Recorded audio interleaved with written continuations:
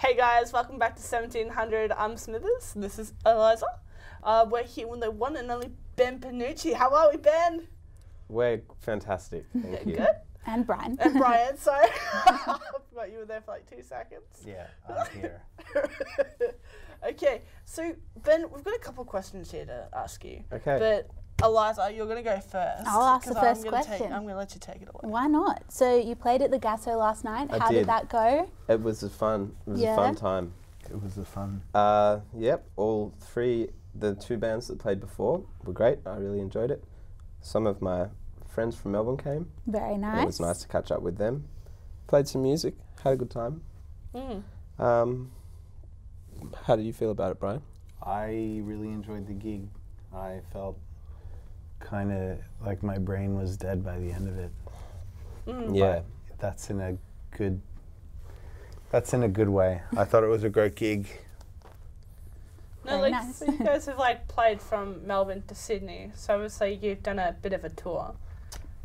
Yeah, I guess of sorts. So the gig that I did last night was launching, whatever that means, launching a single that I put out recently called Quiet. And last Saturday, I think, I did a show in Sydney up there, which was also a single launch show. And then I did last night here in Melbourne. Yeah. They're the two shows.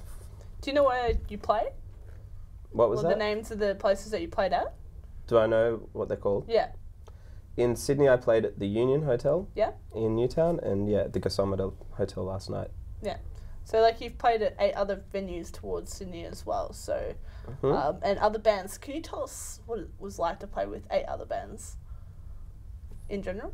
What it's like, I guess I make my living playing guitar, Yeah. and I guess in doing that, I play in quite a variety of bands, playing different genres of music, just to kind of, I guess, because I like doing that, and also to get by means I've got enough work.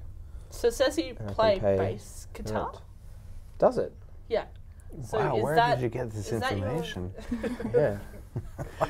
Can't tell you that. Okay. He's also a piano player. And Yeah. I can play piano. Producer, you know. Yeah. So I play a 6-string electric guitar Wow. in my solo project. Yeah. Today I played an acoustic just for the logistical purposes. I can play a bass guitar, but it's not something I do publicly. So do you write most of your songs with your guitar, or is it just like... Yeah, maybe I would general- say in general I would write songs with the guitar. Now, can you tell us about Come Over? Sure. It's the first single that I've put out from my debut album, which is coming out later this year.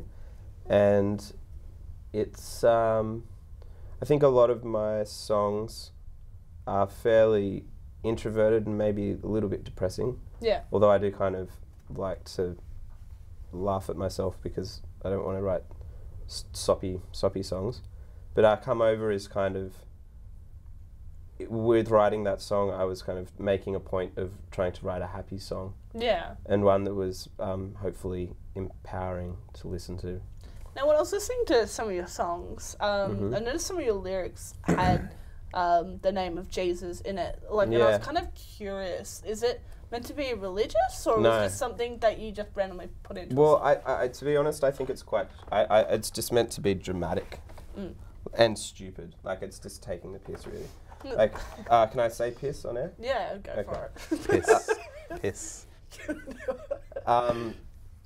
So, yeah, I just thought there was something quite Shakespearean or something about it, you know, like, dear Jesus, like, it's such a big and ludicrous way to start something. And the lyrics are about masturbation, so I think talking to Jesus about masturbating is kind of amusing. I thought it's... Is the whole song about masturbation? No, just the start bit. Okay, right. Yeah, gonna which say. is from a poem I wrote when I was like 18. Were you I was looking... masturbating at 18? No. I'm not married, Brian.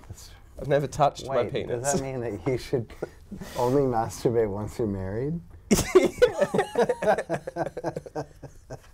Yeah. Okay. So with the song Come Over and Quit, is the stage that you wrote it in at the same stage or like different timing? I would say that they weren't written at exactly the same time, but they are part of the same body of work, which is the album that I'm going to be putting out later this year. So how long does it normally take you to write an album? To write the songs in general? I would say it generally varies. Sometimes it takes like 15 minutes. Sometimes it takes like 27 minutes.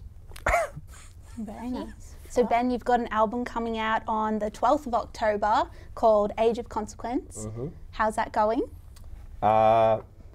It's all ready to go. Yes. The vinyl is currently being pressed, and I should hopefully have the units in the next few weeks, which will be very exciting to have in my sweaty, tingling little paws.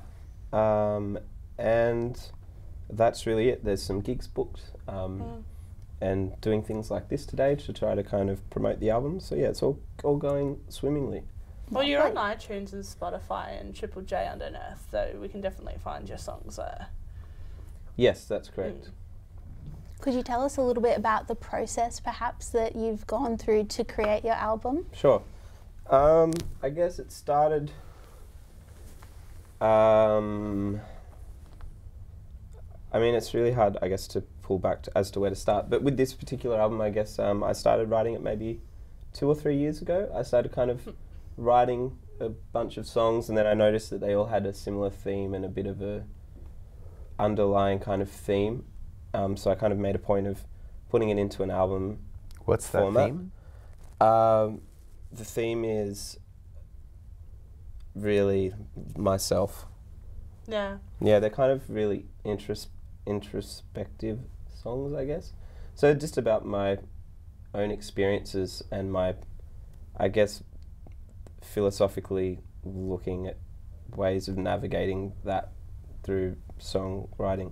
And so it started with writing songs a few years ago and then demoing them up and then putting a band together, which Brian here, he played guitar in. So where did you guys meet? We don't remember, but we reckon, well, I reckon, and my reckoning's usually pretty good. I think we met at the Bald-Faced Stag in Sydney when a guy called Chuck Yates used to have a residency there for like 15 years. And all the jazz dudes, and actually just most musicians, used to go to this pub on like a Tuesday or something. Yeah, because your music's written in kind of like a jazzy kind of way. Is like jazz something that you're really into, or is it just like, was it inspired why you wrote your music, or? Yeah, I play a lot of jazz music. I studied jazz music at university, so I guess it informs the way that I write music, although I wasn't trying to write a jazz album per se, but I guess some of the kind of harmony and stuff will slip through. Yeah, and just back to the album, how did you come up with the Age of Consequence? The name? Yeah. A friend was telling me about an environmental scientist named Tim Flannery, who apparently, so this is potentially hearsay, but apparently coined the term Age of Consequence, referring to the climate that we're currently in, which is one where we can't really do too much to kind of fix it. We've just got to live with the kind of consequences of what we've done. And I thought there was something really nice about that idea. Like, it's kind of sad, but it's also, there's a lot to it, and I think it kind of works well with my songs and the kind of theme of the album. Yeah, that's great. We wish you all the best of luck, and it's good to have a dream and a goal, and I hope you get that. Alright, well, guys, we're running out of time, but this is 1700. I'm Smithers, and this is Eliza, and we will see you right back after the break.